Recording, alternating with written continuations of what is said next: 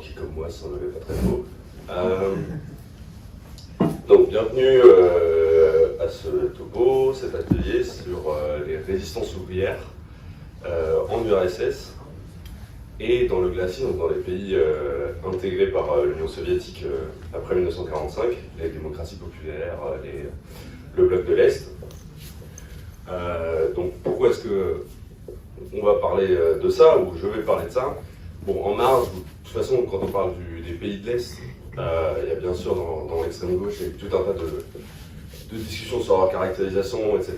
Ça ne va pas être le fond du sujet, mais on peut évidemment en discuter.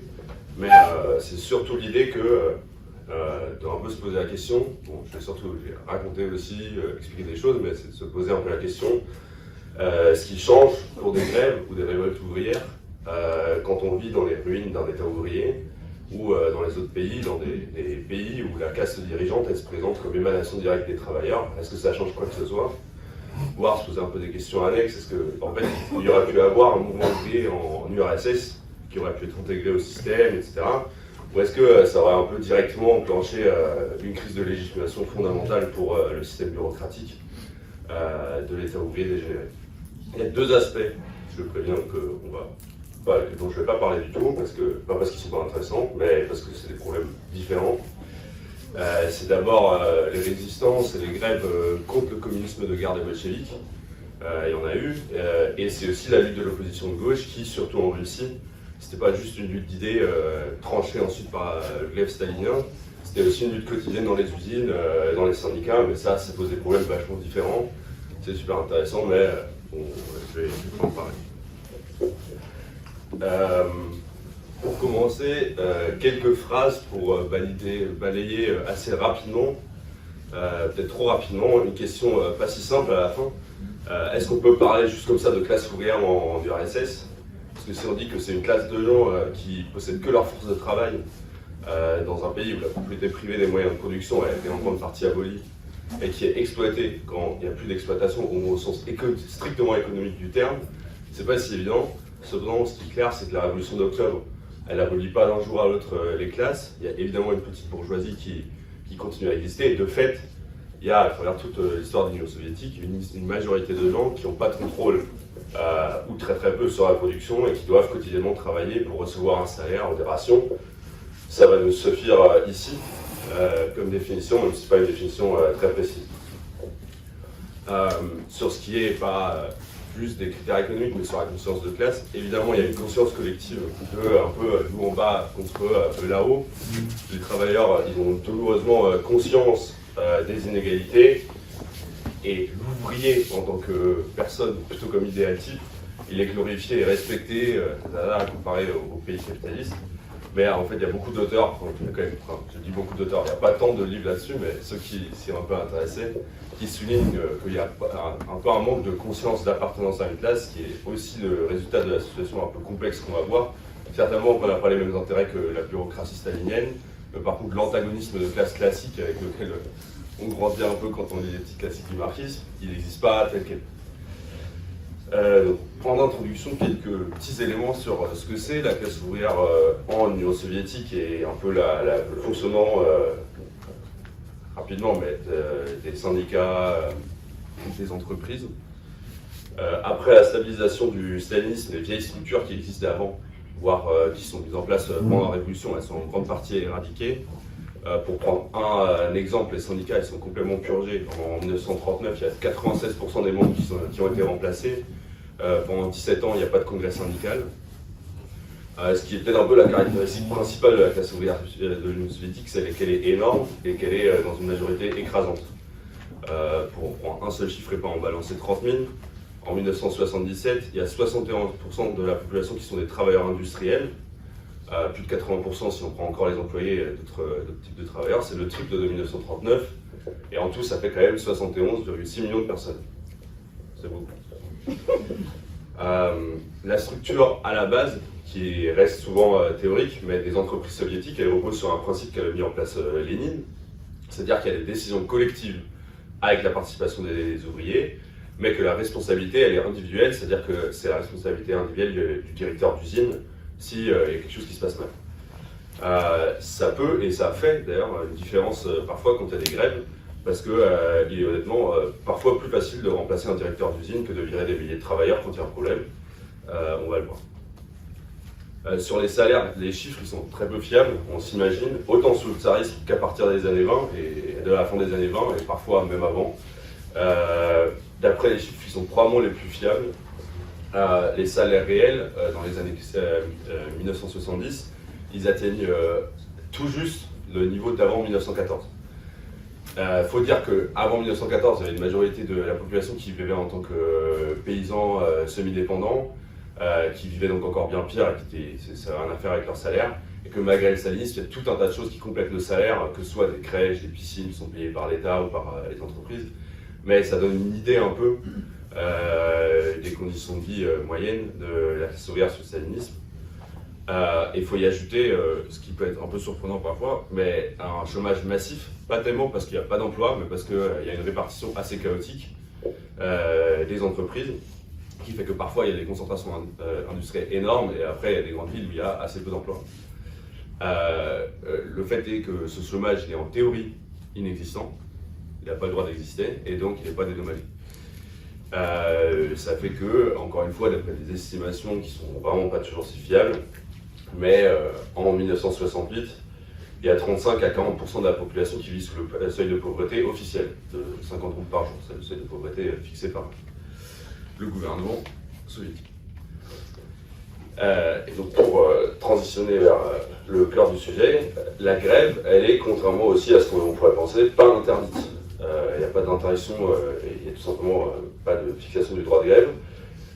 En fait, elle est simplement conçue comme une absurdité théorique qui ne devrait pas exister, parce que pourquoi est-ce que les travailleurs ils feraient grève contre leur propre État? Et c'est comme ça que ça va être traité pendant toute la période soviétique, mais par contre, il n'y a pas d'interdiction formelle de grève ou quoi que ce soit. Donc, pour transitionner et commencer, donc la classe ouvrière, c'est ce que j'avais dit, on va quand même commencer un peu à la fin des années 20, à partir de la stabilisation du stalinisme, parce que les autres périodes posent des problèmes un tout petit peu différents.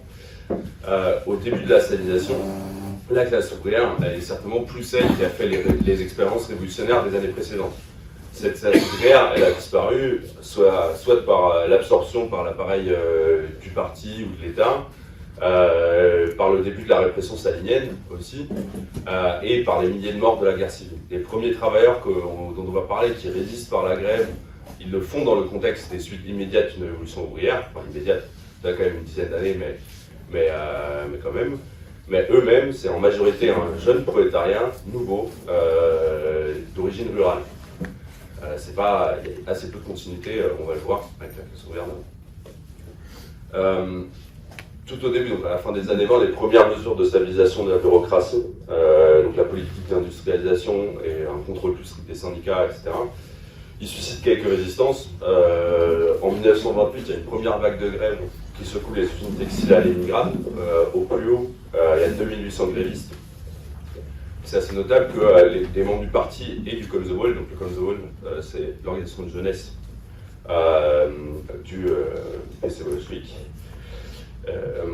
ils jouent un rôle dirigeant. Pour prendre l'exemple d'une usine, l'usine Krakowin, il y a 260 membres du parti et 500 Komsomol qui participent à la grève.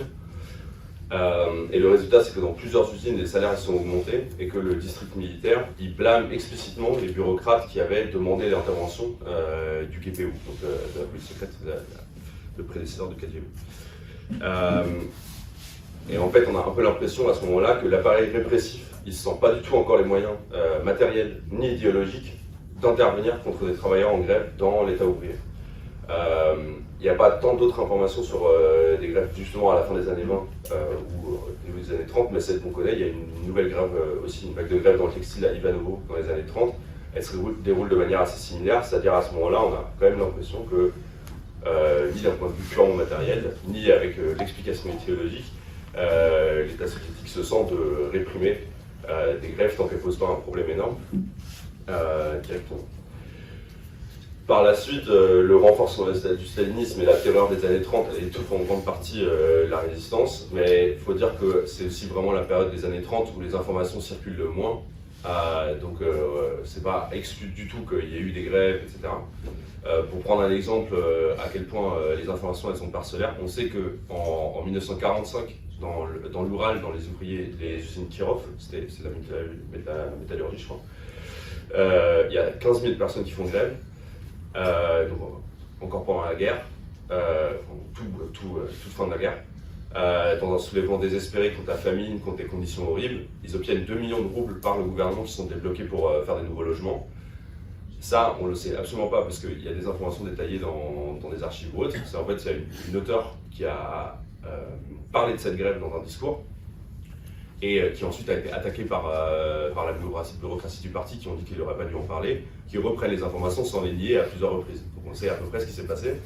Par contre, sinon, on n'en sait rien du tout. Donc, il est absolument possible qu'il y en ait eu bien d'autres. Donc, je vais passer un peu rapidement parce que c'est un phénomène un peu moins massif, mais c'est celui de petits groupes clandestins. En fait, même dans les pires années, entre guillemets, il y a des petits groupes qui apparaissent de jeunes membres du parti ou d'ouvriers qui se fixent pour but la chute de Staline. Tout au début, c'est encore un peu les restes de l'ancienne opposition. Il y en a un qui s'appelle l'Union des cercles marxistes-léninistes, qui essaie de fédérer un peu les groupes qui survivent de l'opposition de droite et de gauche. Mais plus tard, ça va surtout être des très jeunes lycéens, étudiants et travailleurs qui sont donc tous la génération née après la Révolution. Pour en mentionner deux, en 1938 par exemple, il y a un petit groupe à l'université technique de Kharkiv qui s'appelle le Parti ouvrier antifasciste, et qui produit des tracts qui accusent la dégénérescence fasciste du stalinisme, qui appellent à créer des groupes socialistes dans les entreprises, qui vont, le spoil, est démantelé assez rapidement. Et en 1943, c'est des jeunes garçons entre 11 et 13 ans. Donc si vous avez l'impression que vous avez commencé à militer tôt, c'est beau.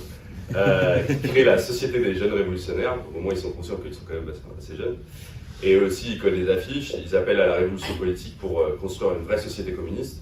Bon, c'est la même chose, c'est eux aussi, et d'autres après eux surtout, sont démantelés et condamnés. Mais en fait, bon, je ne fais pas la liste parce qu'à un moment donné, ça devient vraiment communiste. Mais il y en a presque toutes les années, un peu entre la fin des années 30 et le milieu des années 40. Régulièrement, des petits groupes, et souvent c'est très jeunes. Et l'idée, c'est un peu...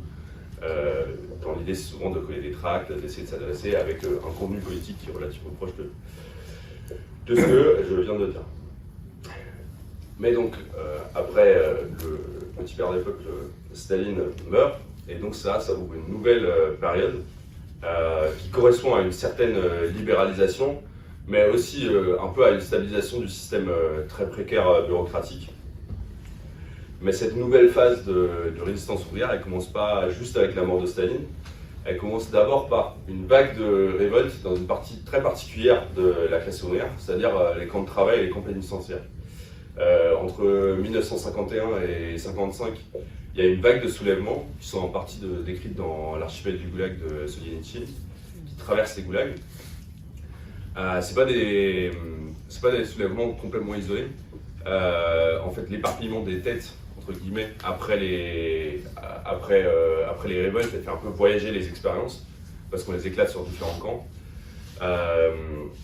Par exemple, après les deux des plus grandes révoltes, une à Norilsk et une à Vorkuta, qui sont dans le nord, dans le camp nord, qui sont en mai et en juin 1953, il y a à peu près un an plus tard une révolte à Kingir au Kazakhstan, qui profite justement du fait qu'on a muté les participants des premières d'un côté, et de l'autre côté qu'il y a une nouvelle vague de déportés qui ont participé aux grèves de juin 1954 en RDA, sur lesquelles je reviendrai.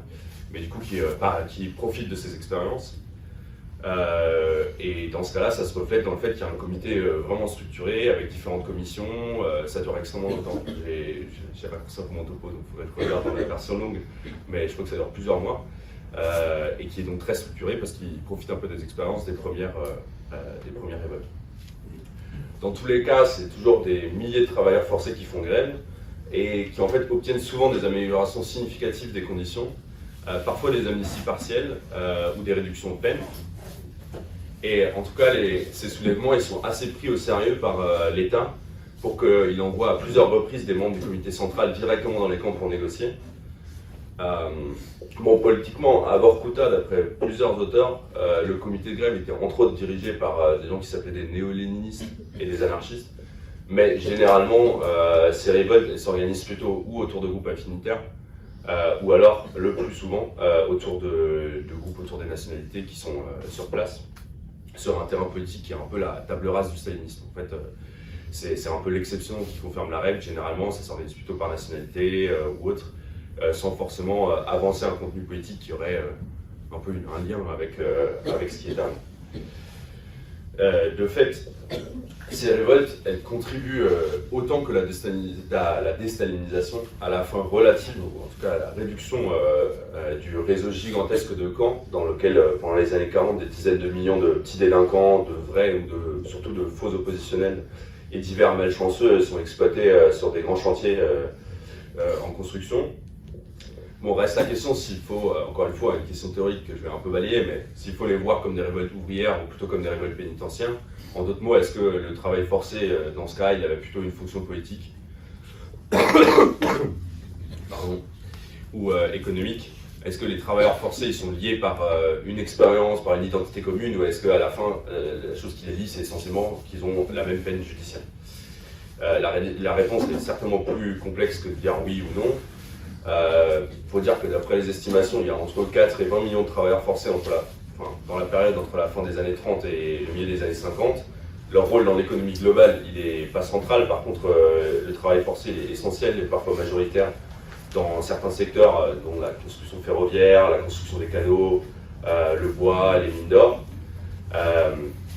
Donc oui, les grévistes ne sont pas forcément toujours liés par une même appartenance sociale. Ils ont certainement, quand on pose le problème un peu spécifique de la classe ouvrière en URSS, pas le même statut social que l'ouvrier, un peu mythifié en URSS. Et il serait un peu trop facile de tirer un trait logique vers les grèves, disons, normales qui suivent après. Mais quoi qu'il en soit, il marque un peu le début d'une série de réactions à la bureaucratie post-stalinienne en URSS et autres. Car en effet, à partir de la fin des années 50, les grèves redémarrent, ou démarrent, si on veut prendre ce truc comme une fin. D'abord, les informations elles restent assez parcellaires, et ça n'a pas trop de sens de faire une liste en mode d'après des rumeurs dans les usines, si là il y aurait eu une grève. On va plutôt essayer de résumer un peu chronologiquement et thématiquement ces grèves, en partant de 2 exemples parlants et assez exemplaires et plus connus, dont un que certainement quelques-uns ont déjà vu. Le premier, il est un peu moins connu, c'est le soulèvement ouvrier de Temirtau, qui se trouve dans la région de Karaganda, au Kazakhstan, où là il y a vraiment un lien avec les révoltes dans les camps, puisque c'est une des régions où il y a eu le plus des grandes révoltes dans les goulags, donc c'est pas passé inaperçu dans la population. En 1960, on envoie plusieurs milliers de komsomol pour construire une usine de transformation de cuivre, avec un approvisionnement et un logement complètement insalubre, ce qui déclenche une révolte générale, à la tête de laquelle justement se trouvent encore une fois les dirigeants komsomol. Les baraques elles sont détruites, la ville elle est occupée, la caserne aussi, et d'ailleurs les soldats ils se défendent pas, ils laissent parfois d'eux-mêmes leurs armes. Donc ça va très vite, ça dure pas très longtemps. En un premier temps, la révolte elle est violemment réprimée par des troupes extérieures qui sont amenées du KGB, à un point qu'on doit évacuer les cadavres de la ville, donc on ne sait pas du tout combien il y a eu de morts, mais pas si peu. Par contre, par la suite, le chantier est inondé de vivres pour remplir les magasins. Il y a des concerts, des pièces de théâtre qui sont organisées pour améliorer l'atmosphère. Et en même temps, il y a une enquête qui commence, qui va durer 1 an pour identifier les dirigeants, les arrêter, les déplacer. Vous allez voir après pourquoi je mentionne tous ces éléments, parce qu'ils reviennent un peu tout le temps. Et la deuxième, dont je voulais parler, c'est probablement celle qui est la plus connue, c'est la grève à Novotcherkassk en 1962. Elle est connue parce qu'à l'époque, il y avait des informations qui avaient quand même un peu fuité en Occident aussi, et notamment parce qu'il y a un film qui en parle, Chers camarades, qui est sorti en 2020, qui est pas mal, qui parle plutôt, qui est du point de vue de la bureaucratie, de membres un peu haut placés du parti, c'est-à-dire il ne faut pas s'attendre à voir en détail comment s'organise la grève, de quoi parlent les ouvriers, évidemment. On n'en sait pas toujours tant que ça, mais il est vraiment pas mal si vous voulez regarder. Je fais la pub. Il y a dans l'usine principale de la ville, donc à Novotcherkassk, c'est une usine ferroviaire, il y a 20 000 ouvriers. Et en gros, on annonce en même temps des augmentations des prix et des réductions du salaire à la pièce. Il y a une délégation d'ouvriers qui veut aller parler à la direction. La direction elle est déjà partie en courant. Et donc ils décident de déclencher l'alarme et mettre en grève l'équipe de matin et de jour. L'armée elle est directement envoyée, mais par contre les soldats ils sont relativement peu motivés. Ils n'arrivent pas trop à disperser la foule. Ils occupent finalement l'usine, mais en passant par l'arrière et sans disperser la foule. Pendant ce temps-là, les portes et les grilles elles sont ornées de banderoles. Généralement des banderoles qui parlent de la diminution des salaires, donc des choses économiques, aussi des choses un peu plus politiques, dont le sympathique Abaté Khrouchtchev. La nuit, il y a 5000 personnes, donc l'équipe de nuit qui est aidée par des étudiants, qui gardent l'usine, qui organisent des rondes, pour inciter gentiment d'éventuels briseurs de grève de rentrer à la maison. Et le prochain jour, il y a une grande manifestation à laquelle se joint la majorité de la partie de la population de la ville. Qui se rend au comité local du parti et qui cite le discours du secrétaire local et qui l'insulte. Mais ensuite, après, on a appris ensuite que donc, à ce moment-là déjà, on demande aux soldats de tirer sur les grévistes, mais les soldats locaux refusent. Et donc c'est un peu plus tard on amène des troupes extérieures et locales du KGB. Qui tirent dans la foule, il y a au moins 250 personnes qui meurent. Et par la suite, il y a plusieurs jours de porte-à-porte qui vont être nécessaires avec des militants du parti et du Komsomol qui passent dans les habitations ouvrières pour convaincre petit à petit chacun de retourner au travail, avec des personnalités de haut rang qui sont appelées. Mikoyan, qui est membre du bureau politique et plus ou moins l'équivalent du Premier ministre à ce moment-là, il vient sur place, il critique le parti local, il lâche par contre aucun mot sur la grève ou sur les morts. Et même chose, subitement, les magasins ils se remplissent de vivres. Maintenant, les travailleurs, ils manquent plus de vivres, ils manquent plus que d'argent pour les acheter. Il y a très probablement eu, par la suite, un peu vraiment dans la foulée, plus de grèves dans les années 60 et 70 que ce que l'on connaît. Il y a un article qui en recense 58 pour cette période. Il semble y avoir eu vraiment une petite vague de grève en vrai en 1962-63, qui est un peu en réponse aux réformes salariales et justement aux augmentations de prix qui ont lieu sous Khrouchtchev.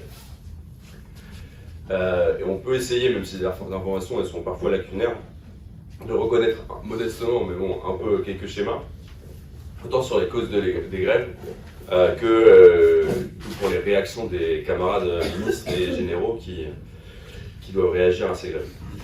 L'élément déclencheur, il est généralement directement économique, c'est presque toujours des diminutions du salaire à la pièce, donc des augmentations de prix. Il y a quelques grèves plus politiques, mais qui ont plutôt lieu dans des républiques plus éloignées. Pour prendre deux exemples, en Abkhazie par exemple, il y a plusieurs reprises, il y a des grèves contre l'oppression nationale qui est ressentie par la Géorgie, donc à laquelle elle était rattachée. Il y en a d'autres contre un peu l'arbitraire répressif, souvent s'il y a des arrestations ou des morts. Il y a un cas isolé de grèves qui ont lieu contre les essais nucléaires à Moscou en 1961. Et généralement, elles sont spontanées et elles sont très courtes. En fait, on connaît quelques cas, mais que très peu. Il y a dans une usine de machines à Kiev en 1975 où il y a un peu une direction structurée de la grève qui s'établit. Et on connaît en vrai un seul cas de coordination interentreprise pendant une vague de grève dans le Donbass en 62-63 aussi. Sur la réaction étatique, elle est aussi un peu particulière par rapport à ce qu'on parle des grèves normales. En vrai, la bureaucratie soviétique elle semble avoir une peur bleue justifiée des grèves toute sa vie. Dans toutes les petites et moyennes grèves, l'État il évite la confrontation, donc ce qui ne correspond pas aux deux exemples qu'on a eus, parce que c'est vraiment les plus grandes grèves. Souvent, il y a des hauts représentants de l'État ouvrier qui sont directement envoyés pour calmer les ouvriers, pour blâmer la direction de l'entreprise ou le parti local, pour faire des promesses plus ou moins vraies. Que quand des révoltes semblent dès le départ incontrôlables, comme pour Novotcherkassk et Temirtau, là, même chose, on intervient très rapidement, par contre directement par la répression, de manière très violente, et souvent avec des troupes extérieures pour qu'ils soient plus fiables. Mais en vrai, ça reste l'exception. Souvent, on réagit d'abord de manière compréhensible, on calme le jeu, et ensuite le KGB se met mutuellement au travail pour dénicher les têtes, pour les acheter, les virer, les déplacer, ou se débarrasser d'une autre manière. Et en fait, les victoires, du coup, sont pas si rares. Souvent, en fait, la méthode la plus efficace pour étouffer une grève naissante, c'est d'échanger la direction, de suspendre une mesure, pour ensuite plutôt s'occuper des fauteurs de troubles. C'est quand même une particularité, faut un peu, si on transpose ça à la France, il faut s'imaginer que en 62, s'il y a une grève, on peut très mal s'imaginer que Pompidou il soit envoyé sur place pour une petite grève à Lisourg-sur-Yonne pour assurer dans la salle de fête les grévistes qu'il est complètement d'accord avec lui et virer le chef de l'entreprise. Donc cette particularité, elle est certainement aussi liée au fait que souvent, il y a des parties de l'appareil d'État et des partis qui sont entraînés. Dans les deux exemples, c'est d'un côté le rôle dirigeant des Komsomol et aussi le fait que en fait, l'armée hésite énormément à réprimer sur place. Mais il faut aussi rappeler qu'en fait, ça paraît évident, mais certaines méthodes un peu anti-grève classiques que nous on voit quand il y a des grèves chez nous, elles sont exclues, ou en tout cas elles sont compliquées. C'est-à-dire que le lockout, briser des grèves, mobiliser l'opinion publique, c'est un peu problématique parce que ça ne veut pas seulement dire qu'on avoue ouvertement l'existence de grève, mais qu'en plus on popularise le fait qu'il y en a. Donc c'est probablement d'ailleurs la même raison pour laquelle les réactions elles sont toujours, que ce soit répressif ou pour négocier, très rapides. En fait, moi j'ai trouvé aucune grève qui dure plus que 2 jours. Je trouve que c'est vraiment le maximum. Sauf évidemment les révoltes dans les camps de travail, mais c'est quand même un peu une autre situation. Bon, il y a peut-être 2 petits aspects avant de passer au bloc de l'Est. Évidemment, il y a aussi des résistances plus individuelles, comme la disparition chronique de matériaux qui sont vendus par les ouvriers sur le marché noir, qui est un peu résumé sous le fait de dire on ne vole pas, on prend ce qui nous appartient, qui est un peu marrant parce que ça retourne aussi un peu l'argument des bureaucrates qui disent que les grèves contre la propriété collective c'est absurde. Ils disent bon, si ça nous appartient déjà, on se sert. Mais aussi un truc qui est un peu moins connu, c'est les lettres de protestation qui sont très très répandues, qui sont parfois d'ailleurs aussi pas forcément individuelles, qui peuvent être amenées directement et collectivement à Moscou. L'organe de presse syndical Trud, il reçoit à peu près 1 demi-million de lettres par an, et là-dedans, il y a des dizaines de milliers qui sont pas juste des témoignages ou autres, mais qui sont ouvertement critiques. Bon, malgré la propagande, malgré la pression, il y a eu donc un peu de résistance à la classe ouvrière soviétique, mais est-ce que ces nouvelles expériences de lutte d'un prolétariat qui est quand même tout nouveau, qui renaît un peu, est-ce qu'elles ont produit aussi un peu des tentatives d'organisation? La réponse rapide, sans surprise, c'est non. On s'en aurait peut-être aperçu. Mais il y a eu des tentatives. Même chose que pour les petits groupes clandestins, ça change un peu à travers le temps. Dans les années 50 et 60, c'est plutôt des petites unions qui s'appellent néo-marxistes, qui sont fondées par des travailleurs et des intellectuels. Le plus grand, c'était probablement un truc qui s'appelait l'Union des communards, qui a eu jusqu'à 250 membres, qui était actif dans plusieurs entreprises de Leningrad, et qui mène d'ailleurs une grève victorieuse en 1965, et qui se fait un peu connaître et qui du coup est dissoute. Mais surtout, la plus connue, c'est à partir de 1977, où se forme un groupe autour d'un ancien ingénieur des mines qui s'appelle Vladimir Klebanov, qui a un peu une biographie probablement un peu exemplaire du cheminement de quelques ouvriers ou de spécialistes politisés. En fait, il monte un peu, c'est-à-dire pendant près de 20 ans, il va de lettre de protestation en lettre de protestation, il est plusieurs fois arrêté ou licencié. Il obtient sa réintégration dans sa mine en justice, et progressivement dans les années 70, il atteint un stade un peu plus élevé, c'est-à-dire qu'il commence à faire des communiqués publics, des conférences de presse, et finalement il fonde enfin, entre guillemets, un groupe. Dans la suite justement d'un mouvement un peu de ces lettres de doléances, enfin ces lettres de protestation, il fonde en 78 le syndicat libre des travailleurs du RSS.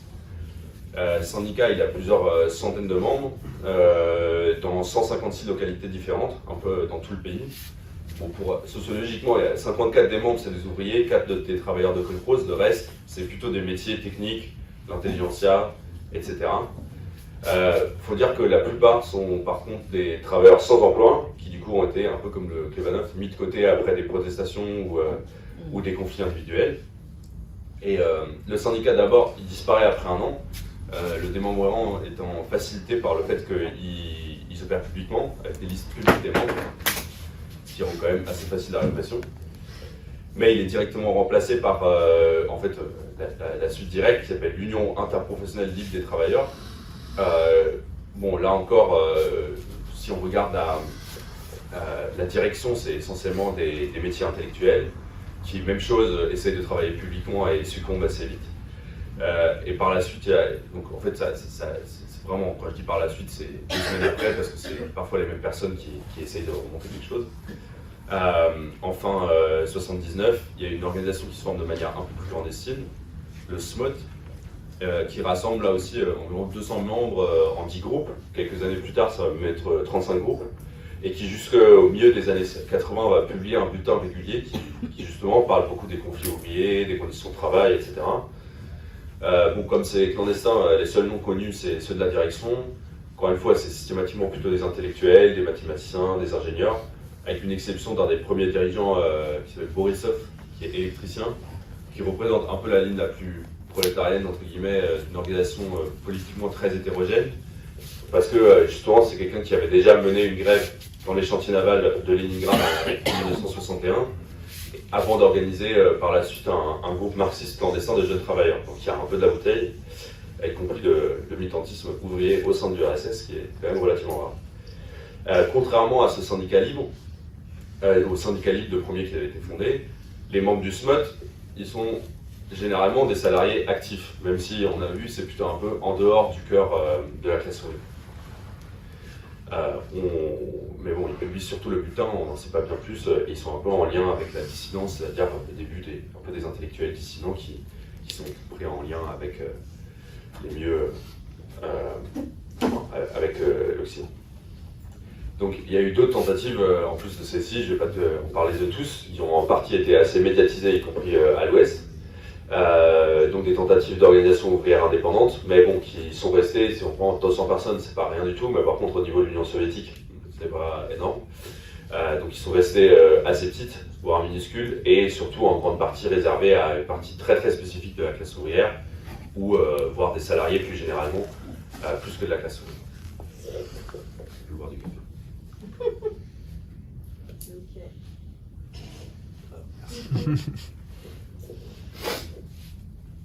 Donc, pour passer à la seconde et dernière grande partie, je vais revenir un peu après pour résumer ce que ça peut être comme particularité, comme caractéristique un peu des gréements du RSS, là c'est plutôt factuel. Mais passer aux révoltes, voire aux révolutions dans les pays de l'Est, qui sont plus connus que la lutte de classe en URSS, où il y a une situation quand même très différente aussi, il faut le dire, où en gros se mélange des revendications démocratiques, la résistance à la présence russe suffocante, et des révoltes contre la bureaucratie, parfois avec une idée qu'on veut le vrai socialisme, parfois avec l'idée qu'on veut une ouverture vers le marché.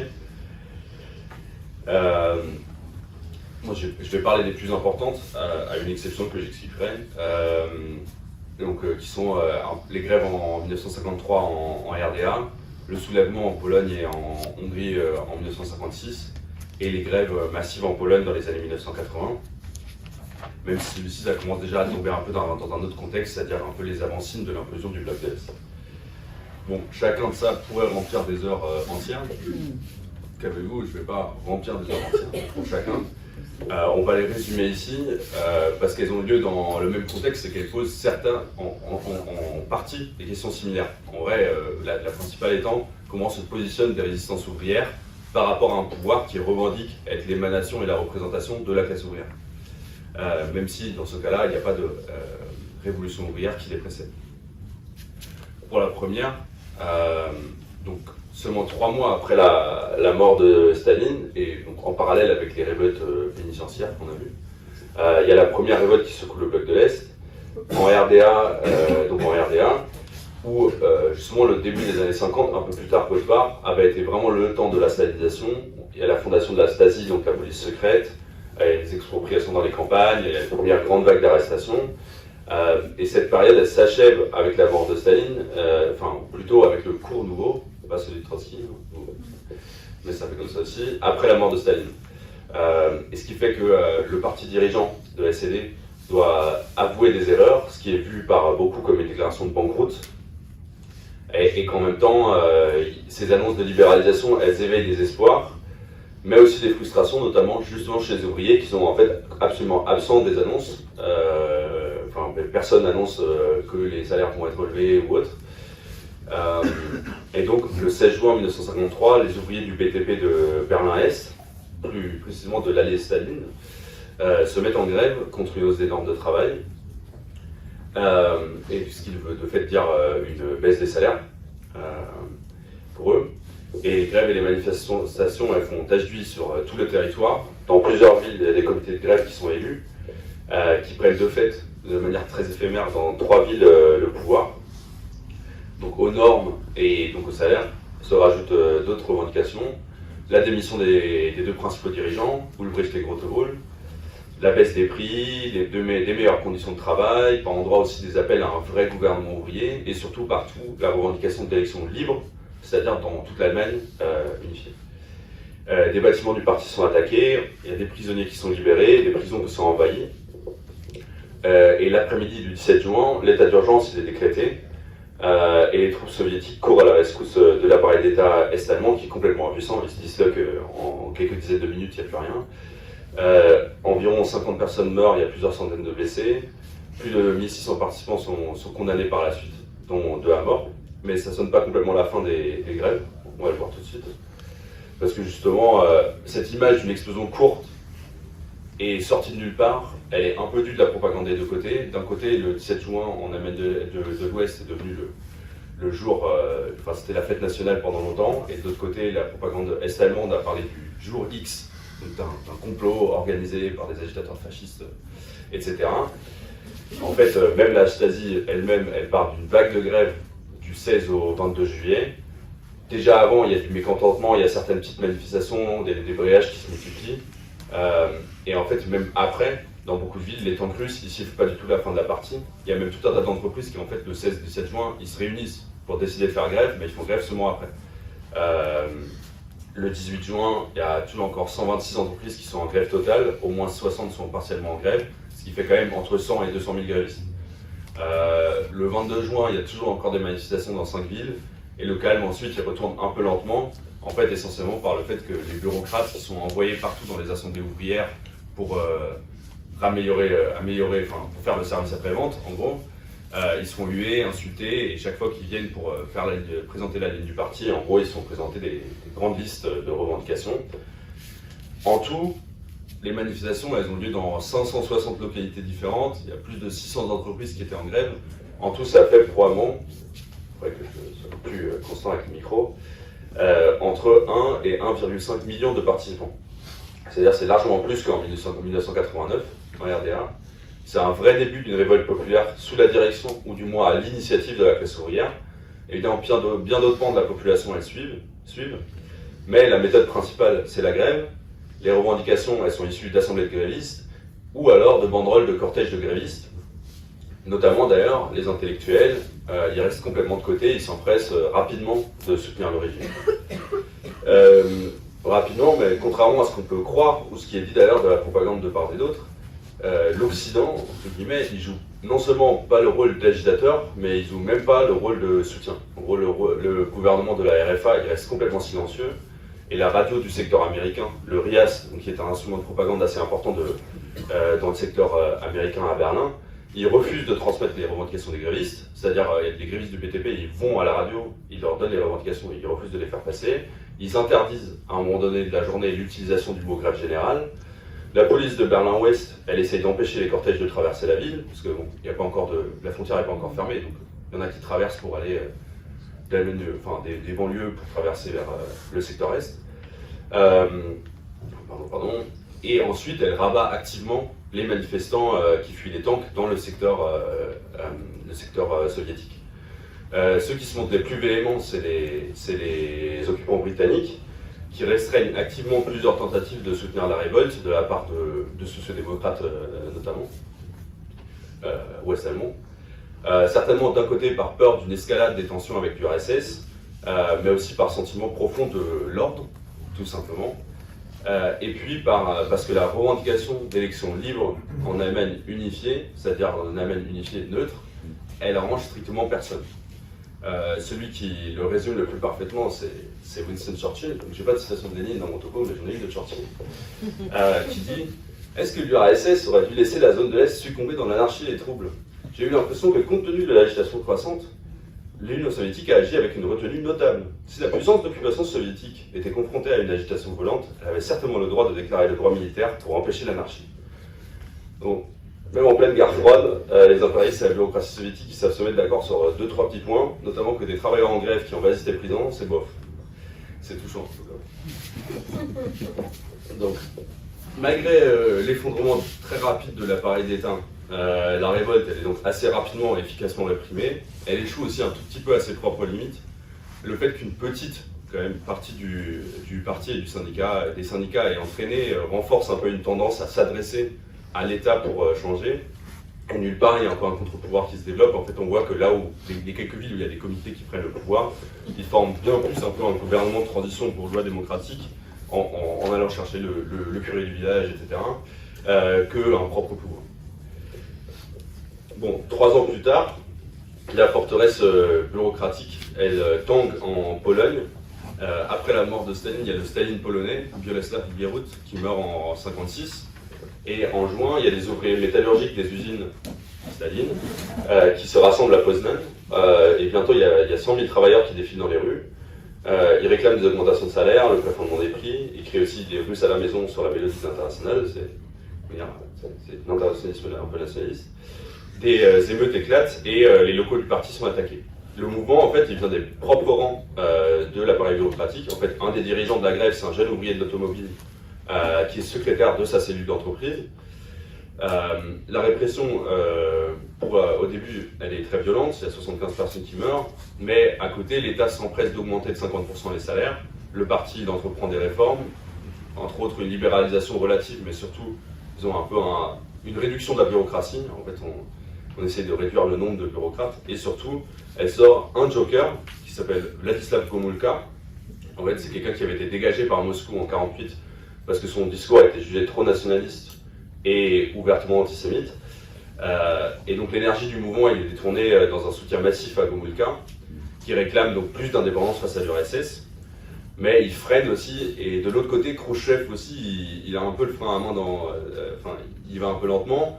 En fait, il ne répond pas de manière si énergique que ça face à les aspirations bureaucratiques d'indépendance, parce qu'en fait, les deux ont un problème bien plus chiant à gérer, parce que un jour après la nomination de Gomulka, en fait, le mouvement, il fait tache d'huile et arrive en Hongrie, ce qui est un peu plus connu, où des meetings ont lieu dans toutes les universités, qui revendiquent surtout plus de transparence et d'indépendance, qui demandent lui aussi un retour d'un réformateur, dans ce cas-là c'est Imre Nagy, qui a été écarté en 1955, et qui envoie des délégations dans les entreprises. Et le lendemain, malgré l'interdiction de manifester, il y a 150 000 personnes qui défilent dans les rues. Le soir, on demande aux troupes de tirer sur les manifestants. Plusieurs troupes refusent, sont désarmées. Il y a des dépôts de munitions qui sont pillés. Et il y a des affrontements armés entre les grévistes et la police politique qui éclatent. Rapidement, il rappelle Naï au gouvernement, qui promet des réformes, qui appelle au calme, mais dans beaucoup d'endroits, c'est un peu trop tard. Il y a des comités révolutionnaires avec des délégués ouvriers, paysans et parfois de l'armée qui ont pris le pouvoir et qui contrôlent notamment plusieurs grandes stations radio. Dans toutes les grandes entreprises, il y a des conseils qui se forment, mais il y a un peu une hésitation de cette quand même situation révolutionnaire naissante qui accorde son soutien à Naï, qui lui promet un gouvernement d'union nationale. Elle fait confiance aux promesses autant de sa part que de l'URSS qui disent qu'ils vont retirer les troupes russes. Et le 2 novembre, en fait, ils s'appellent déjà à la reprise du travail. Ils disent le 5 novembre, on va reprendre le travail, ça va, tout se passe bien. Bon, en fait, dès les prochains jours, il y a des tanks qui commencent à rouler sur Budapest, donc la situation change complètement. Au lieu de ça, le 4 novembre, la grève elle est générale, les conseils commencent à se structurer. Il y a un premier congrès national des conseils qui devait avoir lieu, qui est empêché par les troupes russes le 21 novembre. Et de fait, il y a une situation de double pouvoir dans la majorité du pays, entre d'un côté, bon, ce qui reste, ce qui n'est pas grand-chose, de l'État hongrois, et surtout des troupes soviétiques, et de l'autre côté, des conseils, et des milices ouvrières. Et en fait, donc malgré le fait que les tanks commencent à venir en novembre, les combats et les grèves elles vont durer jusqu'à décembre, et ensuite elles continuent un peu de manière épisodique. En fait, d'un point de vue purement de la répression, il faut attendre jusqu'à septembre 1957 pour que les troupes soviétiques aient liquidé les derniers conseils. C'est les tout derniers. Donc ce soulèvement, il détonne parmi les révoltes anti-staliniennes par son intensité, mais aussi par sa structuration et par son orientation politique. Puisque donc dans ce cas-là, il y a une vraie direction qui est issue de la classe ouvrière en lutte, qui est essentiellement le conseil central, le comité de grève central d'après les noms du Grand Budapest, qui donc échoue à organiser une conférence nationale, mais dirige dans la région autour de la capitale et ponctuellement dans tout le pays de fait le mouvement, qui lui se forme après un appel du conseil révolutionnaire d'Újpest, c'est dans la banlieue ouvrière de Budapest, qui appelle au fait d'envoyer des délégués élus de tous les comités et tous les conseils qui doivent être composés au moins aux 2/3 d'ouvriers et appelle au fait que chaque entreprise soit censée être dirigée par une direction justement élue par leur conseil. Dans les grandes parties de la population, l'approvisionnement en vêtements, en nourriture, en médicaments, il est organisé par les conseils qui en plus de ça contrôlent les marchés et les boutiques pour empêcher la spéculation et les augmentations des prix. Donc c'est quand même assez développé, sachant que les conseils ouvriers n'ont pas forcément conscience de leur force et de cette situation du double pouvoir. En fait, ils envoient des pétitions au gouvernement, le retour de Naï qui en fait revient puis repart, etc. Il est revendiqué. Ils revendiquent l'autorisation des anciens partis bourgeois, des élections libres. En fait, systématiquement, ils se positionnent un peu comme le représentant des travailleurs auprès du gouvernement. Il n'y a aucun parti révolutionnaire ou aucune fraction qui défend la politique d'extension du pouvoir des conseils, un peu dans leur rôle d'embryon d'un nouveau pouvoir ouvrier. En fait, les mémoires des participants, ils montrent également un peu l'idée répandue que si toutes les revendications sont, si le gouvernement cède à toutes les revendications, on pourrait rappeler à la reprise du travail, c'est tout ce qu'on veut. Par contre, contrairement à la vision autant bourgeoise que stalinienne, l'orientation politique du Conseil, elle est ni contre-révolutionnaire ni anticommuniste. L'appel le plus connu du Conseil central, elle s'appelle pour une Hongrie socialiste, démocratique et indépendante, et elle est assez explicite. Ils disent notre mission nous a été donnée par la classe ouvrière. Fidèle à cette mission, nous allons, si nécessaire au prix de notre vie, défendre nos entreprises et notre fratrie contre toute tentative de restauration du capitalisme. On fait mieux comme contre-révolutionnaire quand même. Plus tard, ils disent, lors des élections au Conseil, il faut lutter avec la même énergie contre les agitateurs du dictateur Rákosi, donc le Staline hongrois, que contre ceux de la restauration capitaliste. Bon, lutter contre les plus pires bureaucrates staliniens et de l'autre côté contre le capitalisme, c'est quand même un programme qui est pas si mauvais. Bon, on va passer un peu au dernier point en zappant élégamment le printemps de Prague, non pas parce qu'il soit pas important, il est très connu, etc., mais parce que les travailleurs de la classe ouvrière jouent un rôle relativement marginal. On rend compte s'il y a des gens qui s'y connaissent bien ou qui ont envie d'en discuter, on peut revenir dans la discussion. Mais en tout cas, la répression brutale donc, du printemps de Prague en 68, contre une dissidence qui est bien moins importante que ce qu'on vient de voir en Hongrie en 56, elle calme pendant un moment un peu les ardeurs quand même. Mais malgré tout, les prémices de ce dernier petit bloc qu'on va voir, avant que je m'arrête de parler après avoir parlé déjà trop, il commence déjà dès le début des années 70. C'est encore en Pologne, où il y avait eu quelques manifestations en 68 aussi, qui ont opposé des étudiants à la police, mais surtout 2 ans plus tard, il y a des augmentations importantes de prix, et suite à ça, il y a des grandes grèves qui éclatent sur la mer Baltique. Pour la première fois, on voit la revendication de syndicats autonomes. La première victoire des grèves, c'est que notre ami Gomulka, qu'on a vu, il a un AVC. Il est remplacé par Gierek, qui lui doit, après quelques mois, annoncer le retour aux anciens prix. En 1971, il essaye encore d'augmenter les prix, encore des nouvelles grèves, et on voit vraiment que la situation, elle change. Objectivement, la classe ouvrière, elle est devenue un danger pour le gouvernement, pour la bureaucratie, et surtout, elle a un peu repris le rôle dirigeant de l'opposition à la bureaucratie qui était avant plutôt aux étudiants et aux intellectuels. À la prochaine augmentation en 1976, en fait, il boucle provisoirement toute la ville de Danzig, ou de Gdansk, mais mon polonais est très mauvais, par l'armée. Malgré tout, des grèves éclatent. Dès le lendemain, les augmentations sont annulées et le ministre responsable, il est au chômage. Les grèves, cette fois, elles s'étendent au pays entier et elles gagnent souvent, même si des dizaines de milliers de travailleurs sont licenciés par la suite. Dans certains endroits, surtout justement donc, autour de Danzig, Il y a des comités de syndicats libres qui se forment, qui donnent un peu pour la première fois corps, à très petite échelle encore, à l'aspiration justement à des syndicats indépendants. En été 1980, en fait, on voit que quand même pendant 4 ans, ils n'ont pas trop osé augmenter les prix. En été 80, le gouvernement il essaie cette fois d'augmenter les prix en le faisant région par région, ville par ville, en espérant pouvoir étouffer des grèves qui éclateraient en augmentant un peu les salaires. En fait, c'est l'effet contraire. Petit à petit, il y a une vague de grèves victorieuses qui se met en route. En août, elle atteint la baie de Danzig et son demi-million d'ouvriers industriels dans plus de 800 boîtes, centrés autour des chantiers navals Lénine, avec ses 17 000 salariés et un syndicat indépendant déjà assez structuré. Donc il y a de quoi faire. Cette fois-ci, les entreprises en grève, plutôt que avant c'était souvent un peu une logique émotière, quand il y avait les grévistes sortaient dans la rue, cette fois les entreprises elles sont occupées, la grève elle se structure.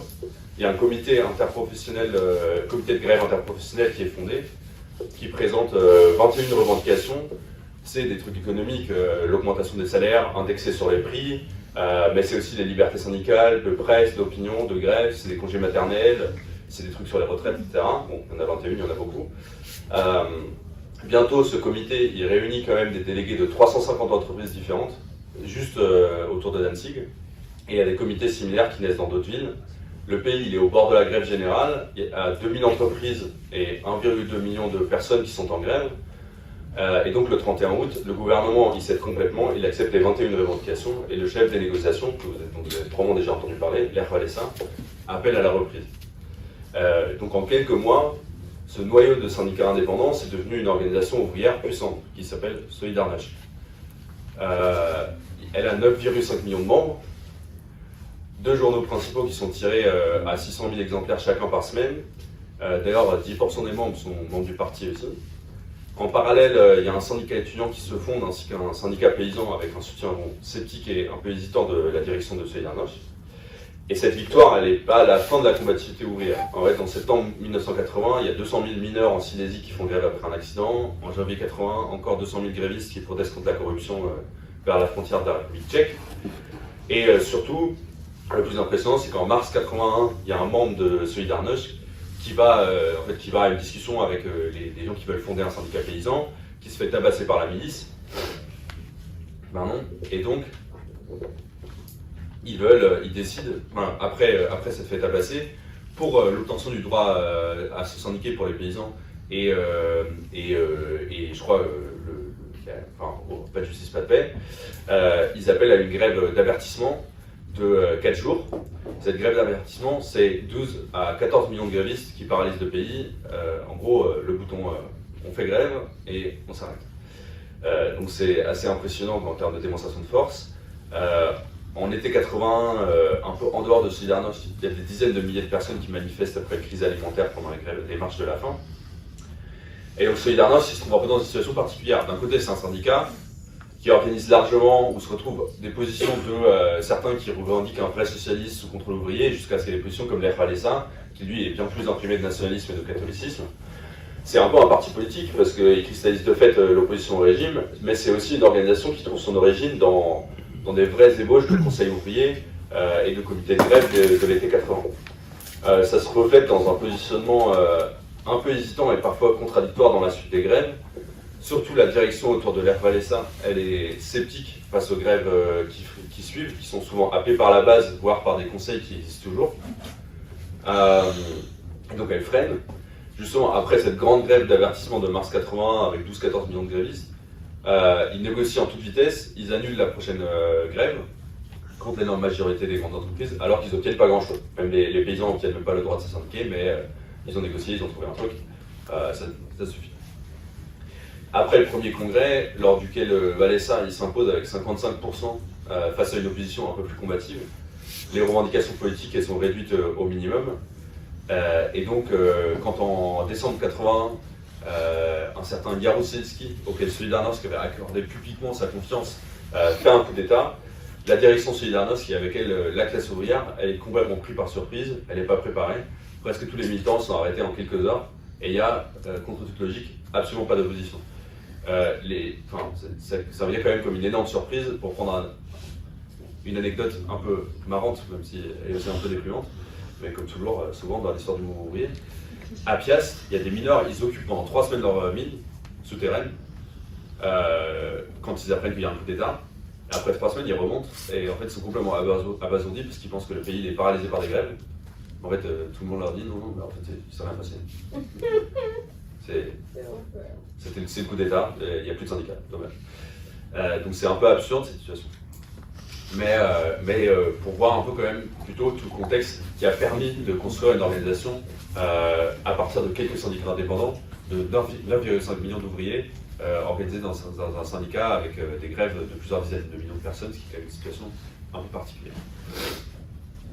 Donc je viens à la fin. Donc avec l'arrivée un peu de la fin de l'URSS, il y a une nouvelle période qui s'ouvre avec des nouvelles questions. C'est pour ça qu'on va pas en parler, parce qu'un peu avec la liquidation définitive des derniers restes de la révolution d'octobre et la fin de la mainmise soviétique sur les démocraties populaires, se clôt justement un peu cette situation particulière de la classe ouvrière. En fait, pour prendre une chose, c'est assez symbolique, la manière dont l'URSS à la fin traite les grèves de ce changement. Il y a une vague de grèves dans les mines de Sibérie au Donbass en juillet 1989. Et en fait, les médias en parlent ouvertement, souvent de manière positive.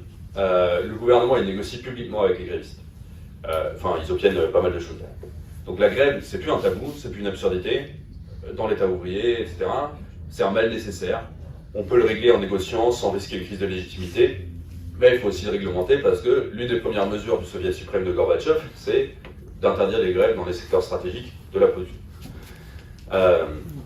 Bon, évidemment, cette marche vers cette période de 89-90, il y a des endroits dans RDA, il y a des énormes manifestations qui ont lieu. En Pologne, la transition vers un pays capitaliste normal, bien intégré au marché mondial, elle se fait aussi en intégrant Solidarność, qui est complètement détaché de son contenu originel au gouvernement.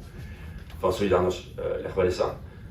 Mais malgré tout, en fait, il ne s'agit pas de révolte populaire ou ouvrière, mais bien plus d'une décision consciente d'une partie de la bureaucratie soviétique et des pays du glacis de faire le pas décisif pour passer d'une caste parasitaire à une vraie classe bien respectable d'exploiteurs, même s'il s'appuie pour ça, bien sûr, sur des aspirations démocratiques populaires. Malheureusement, dans ce processus, la classe ouvrière, au mieux, c'est un participant instrumentalisé, au pire, c'est une observatrice passive, et finalement, c'est surtout la principale victime de la tempête néolibérale qui ravage l'Europe de l'Est, malgré des résistances parfois héroïques. Bon, quelle conclusion, qu'est-ce qu'on peut en résumant pour la fin, modestement essayer de dire, enfin, moi, enfin, vous avez le droit de parler tout de suite, autant la classe ouvrière que les résistances de la classe ouvrière, elles montrent des différences avec celles un peu classiques des États bourgeois, mais aussi entre celles de l'Union soviétique et des pays du glacis. On voit un peu des particularités communes dans la manière dont les grèves sont traitées, ce qu'on avait dit, autant dans le bloc de l'Est qu'en URSS, avec la tentative d'essayer vraiment toute publicité pour les grèves, avec des réactions très rapides, généralement en négociant. C'est-à-dire, en fait, il y a 99% des fois, on négocie et on autorise quelques améliorations, et l'autre pourcent, c'est une répression extrêmement brutale quand le danger devient trop grand. Souvent, la responsabilité, elle est très personnalisée sur des bureaucrates, des dirigeants d'usines locaux, qui peuvent bien être écartés, et ensuite on ajuste, d'un côté avec des améliorations très visibles, c'est vraiment quelque chose qui arrive tout le temps, c'est-à-dire le fait qu'on inonde les magasins de vivres, on vient rendre visible qu'il y a une amélioration, et on se débarrasse des leaders. Chez la classe ouvrière, enfin les travailleurs eux-mêmes, on trouve des similarités, mais aussi des différences. En fait, mine de rien, s'il y a peu de grèves en URSS, c'est pas seulement une question de terreur ou une question de propagande, en fait, ou même du fait que la classe ouvrière aurait un statut bien meilleur, etc.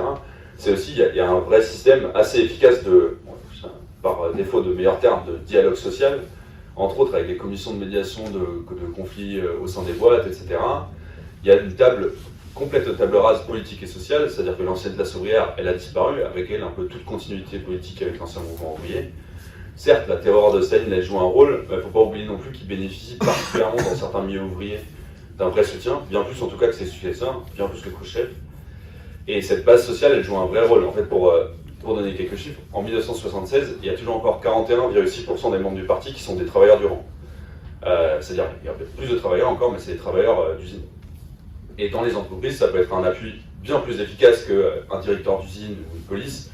Il y a un exemple, pour prendre juste un exemple où il y a des chiffres, une usine de métallurgie à Sverdlovsk, dans l'usine, il y a 6500 militants du PC, répartis dans 360 groupes différents au début des années 70.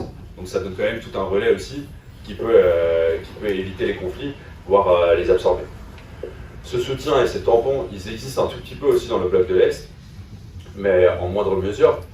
La position et la représentation de l'ouvrier sont aussi une différence centrale avec les États bourgeois classiques, mais dans le bloc de l'Est, il y a une continuité avec les idéologies et les habitudes de lutte d'avant 1945 qui parfois jouent un rôle pour dévier des grandes luttes antistaliniennes dans des impasses entre guillemets réformistes, nationalistes ou religieuses, mais d'un autre côté, malheureusement en absence absolue de révolutionnaires qui auraient pu leur offrir des perspectives, elles permettent quand même aussi le dernier soulèvement ouvrier armé d'Europe en Hongrie et l'une des situations avec probablement le plus de potentiel pour construire un parti ouvrier dans les dernières années, en Pologne dans les années 80, ce qui nous rappelle quand même, et je finirai là-dessus, qu'on n'a pas besoin de retourner jusqu'en 1917 ou en 1936 pour apprendre des expériences révolutionnaires de la classe ouvrière dans l'histoire. Et je finis. Ouais.